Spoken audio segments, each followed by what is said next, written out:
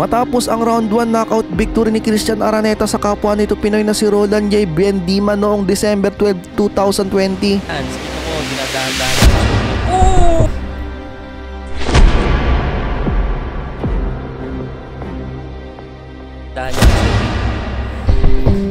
Yun nga lang, na-counter siya ng uppercut and he is down and he is out.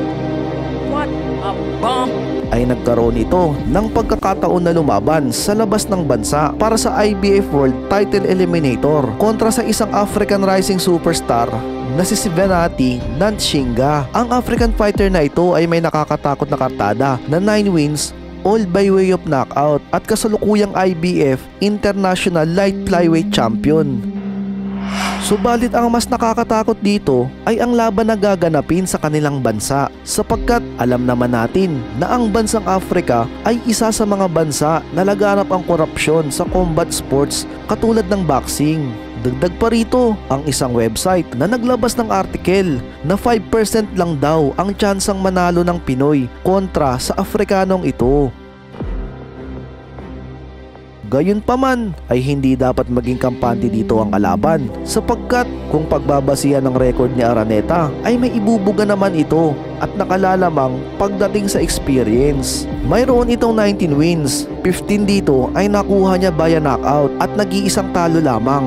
At ang nag-iisang talo ni Araneta ay nakuha nito noong lumaban ito sa Mexico kontra sa hometown fighter na si Daniel Valladares, kung saan pinatigil ng referee ang laban sa pagitan ng round 4 at round 5 dahil ito sa iniindang injury ni Christian Araneta sa kanyang kanang balikat. Paglalathala ni Christian, mas minabuti na lang nito na wag nang tumuloy sa laban kesa pilitin pa at magresulta lamang sa kanyang pagka-knockout.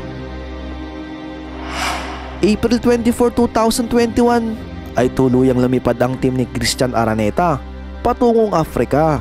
Sa pagsapit ng mismong laban, katulad ng inaasahan, ay puro mga taga-suporta lamang ng Aprikano ang naroon, kung kaya't isa din ito sa nakakapagpadagdag ng tensyon sa dayong Pinoy. Sa labang ito ay bitbit ng Pinoy ang determinasyon at puso ng isang tunay na mandirigma at hangad nito na makuha ang tagumpay upang maging contender sa IBF World Title.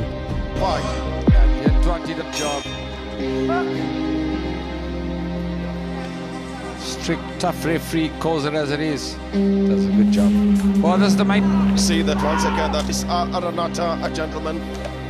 See, oh, he was. And one. Yeah.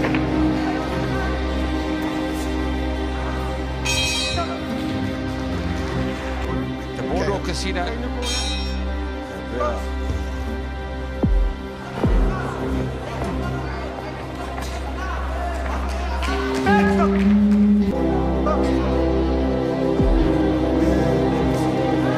I tell you that champion, Venati, that is beaten that with his jab, but once again that. Got to be a good fighter. 19 wins, only a single loss. Just game. Stop wasting so much energy. Stop.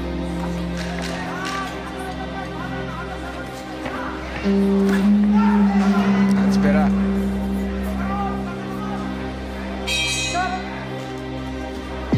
Yeah, if they don't finish it, if they've done the finish it at home.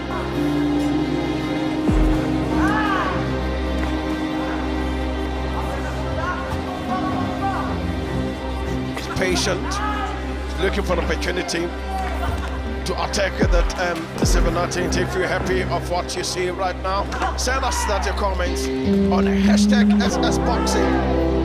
Right. We can see Araneta's come to fight. Oh, nice. He wants action. Unang quarter pa lamang ng laban ay pinapamalas na ni Christian ang kanyang lakas. Nais nitong ipabatid sa Aprikano na hindi ito dumayo upang ibalato lamang ang laban. Samantalang wala namang ginawa ang kalaban ng Pinoy, kundi suntok-takbo lamang. At kapag ito ay mako-corner na, ay bigla itong yumayakap kay Araneta. They'll never come to the ring if they didn't see that in this first fight.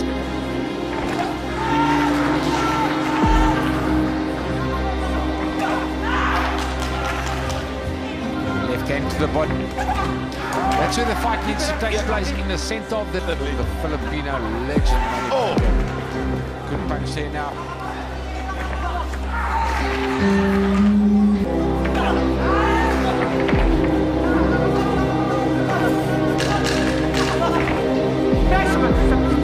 Potter is looking for a big left hand.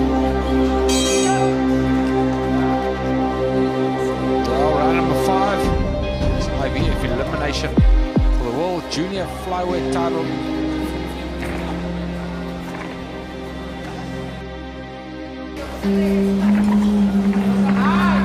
Yeah, the Chinga that is must attack right now. That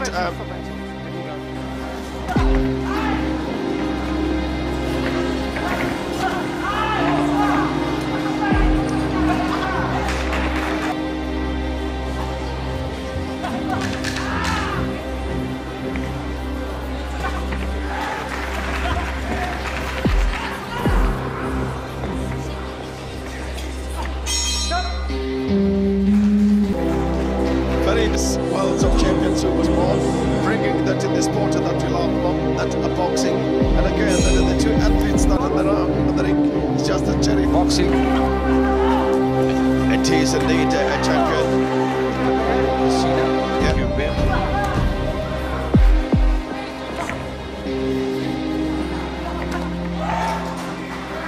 That's much better. Great body punch. Yeah. Right uppercut. The solar plexus from 719 on Shinga.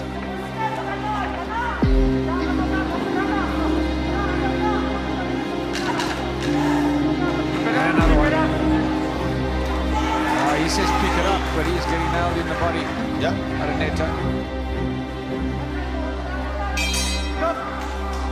And a very good Sa round. pagsapit ng round 8 ay dito pa lamang naganap ang tunay na laban nang magawang makapagpatama ng ilang mga body shot ng Aprikano kay Araneta. He's finding his range now on Shinga. Yeah. Yeah.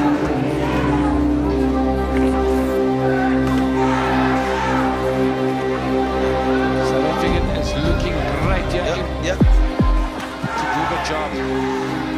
You got to not get back. Yeah.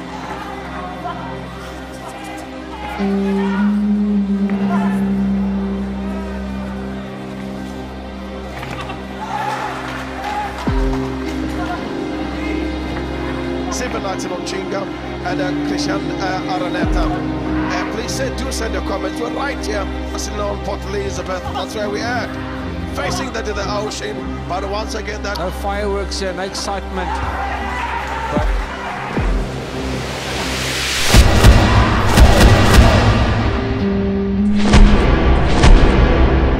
Ngunit sa dulo ng round 8 ay nahuli ni Araneta ang Afrikano ng isang 1-2 at isa pang 1-2-3 combination. Dito ay nahilo ang Afrikano, kaya naman napagamit ito ng clinch at ito pa lamang ang pinakamalinis na tira na nangyari sa gabing ito. Ito na sana ang magandang pagkakataon ng Pinoy. Ngunit dito ay maswerteng nailigtas ang Afrikano ng pagtunog ng bell. let's take some brilliant stuff there now from Christian Araneta. Sa pagsapit ng round 9 ay halatang natatakot na ang Aprikano, kaya naman mas naging doble pa ang pagtatatakbo nito sa ibabaw ng lona. Ngunit muli na namang nahuli ito ng kombinasyon ni Araneta.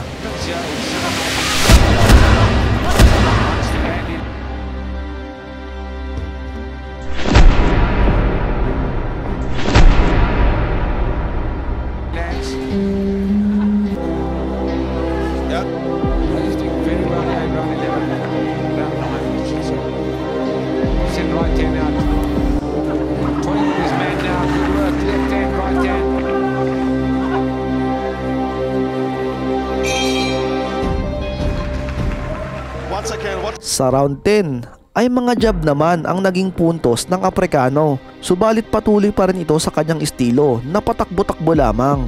Quite a few points ahead. The judges' scorecard for now.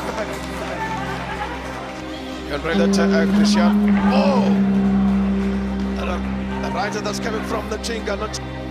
Araneta is forging forward. Forehand again. Another jab coming from the Chinga. And she's going out of fashion. Oh! Arteta. Left, right was coming that from him. Said Nottingham also here.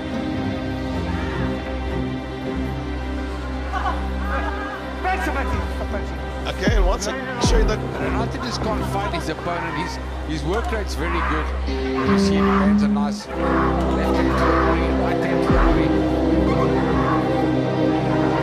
There's absolutely no place that to drop his bomb here because Nottingham's everywhere that on this ring. Working now. Pretty good round from Christian. Sa round 11 ay muntikan ng bumagsak ang Aprikano nang ma-outbalance ito matapos tamaan ng suntok ng Pinoy. Arteta. Not going to happen today in South Africa. He's really begging him, come, let's meet in the middle field, at the middle of this. 54 is to go in this fight. I'm sure we know he's winning this one. What a good fight though.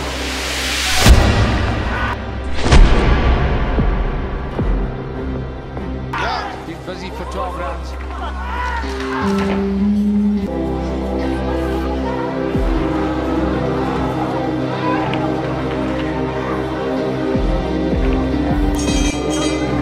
indeed, that champ. Bago pumasok ang round 12, dahil sa pagod, ay napakatagal pang tumayo ng Aprikano. Tila ba may nangyayari na espesyal na pribilehiyo dito.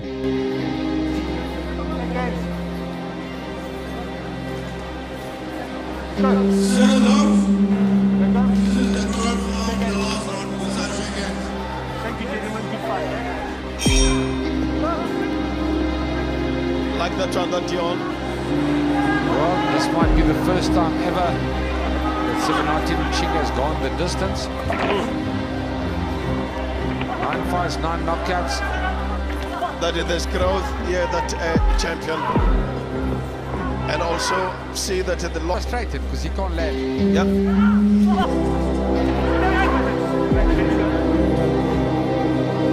Nata is the hunting.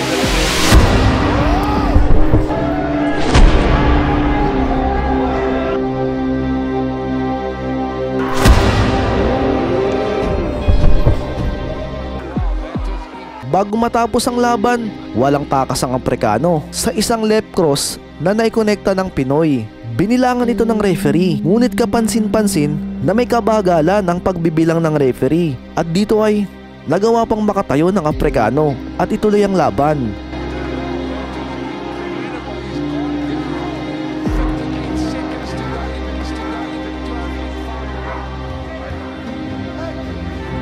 27 seconds na lamang ang natitira sa oras.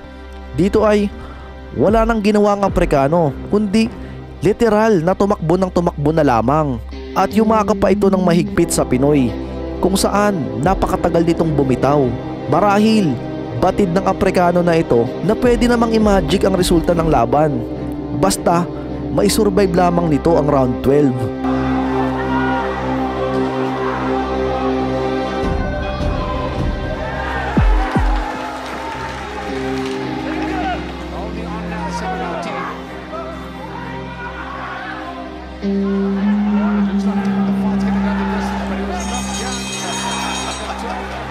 Sa huling segundo ng round ay muli na namang itong yumakap. Dito ay aakalain mo na basketball ang nilalaro ng mokong na ito. Yung tipong ubos oras na lamang dahil nakikita niya ang score. Kaya naman natawa na lamang ang ring announcer sa ginagawa ng Aprikanong ito.